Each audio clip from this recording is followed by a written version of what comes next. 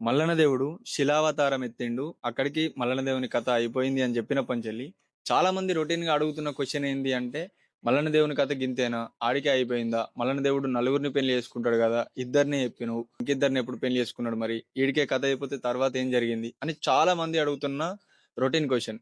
మల్లన దేవుని కథ అక్కడికి అయిపోయింది. కేవలం ఒక అవతారం మాత్రమే. అది దేవతా అవతారం. తర్వాత మల్లన్న దేవుడు మన మానవ అవతారం మీద కలియుగంల కాపు నీలమ్మ ఆదిరెడ్డి గర్భవాసమందు పుడతాడు. కాపోళ్ళ కష్టాన్ని కడతీర్చడానికి అప్పుడు మల్లన్న దేవుడు పుట్టి, కాపోళ్ళ కష్టం కడతీర్చి పద్మాల దేవిని, రత్నాంగిని పెళ్లి చేసుకుంటాడు. ఇదంతా చాలా పెద్ద కథ. దీన్ని గూడా మనం పూర్తిగా వీడియోలు చేసి తెలుసుకుందాం. ప్రతి ఒక్క విషయాన్ని క్లుప్తంగా చెప్తా. ఇప్పటివరకు మనల్ని ఎవలన్నా ఫాలో గానోళ్ళుంటే, మన పేజీని ఫాలో గానోళ్ళుంటే ఇప్పుడే మన పేజీని ఫాలో అయిపోండి. అసలు ఈ మల్లన దేవుని సిరీసు ఇప్పుడు నేను చెప్తున్నటువంటి వీడియోలు ఇవన్నీ ఎట్లా అనిపించిందో కింద కామెంట్ చేసి ఎట్లా అనిపించిందో చెప్పండి. జై మల్లికార్జున స్వామి.